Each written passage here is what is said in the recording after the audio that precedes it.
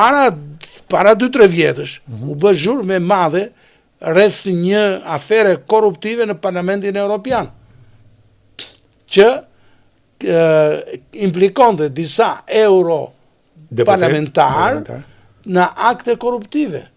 Dhe u bë një çështje e madhe. Tani na del që ish në zvendës kryetarja e Komisionit Evropian dhe përgjegjësia për politikën e jashtme dhe sigurinë e përbashkët e Bashkimit Evropian, që është posti ku ka korrupsion, sa sigurie mund të ketë? Po pikërisht. Pikërisht, to janë të lidhura njëra me tjetrën. Pra, ky nuk është fenomen i panjohur. Edhe i shkëputur. Absolutisht jo. Janë të lidhura me njëra tjetrën. Dhe të kthehem te pyetja juaj, a është e mundur? Un kam përvojë si ish ministri i jashtëm, kam takuar shumë përfaqësues të Bashkimit Evropian në vitet e mia të karrierës si ministri i jashtëm, dhe kam takuar përfaqësues të niveleve të ndryshme të Bashkimit Evropian, edhe nivelet të larta të Bashkimit Evropian, që vinin këtu, uleshin dhe ngriheshin dhe dëgjonin prej tyre pikërisht këto kërkesat, sidomos për Shqipërinë, të luftës kundër korrupsionit dhe krimit të organizuar.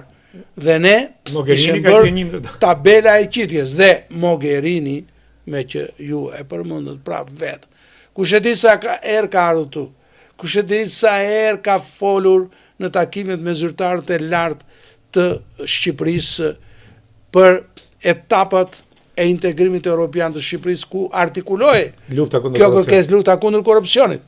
Dhe vjen një ditë, vjen një moment kur pikërisht kjo, një nga udhëheqësit e Bashkimit Evropian dhe një nga nënpulësit e lartë, edhe sot e kësaj ditë, se të jesh rektor në Bryzh, në shkollë, në universitetin, ku përgatit diplomatët për Bashkimin Evropian, jenë në punë si lartë, sepse paguesh nga fondet e Bashkimit Evropian.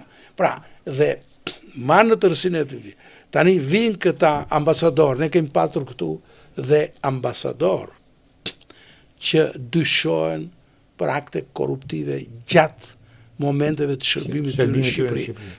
Njëri, madje, ju nuk e përmendët me emër, por edhe një ndërtesë që ju përmendën, që është te rruga e Laprakës, u ble ajo ndërtesa aty për zyrat. Ka qenë ajo, për të me përmend, pa jarrove Vladin. Po,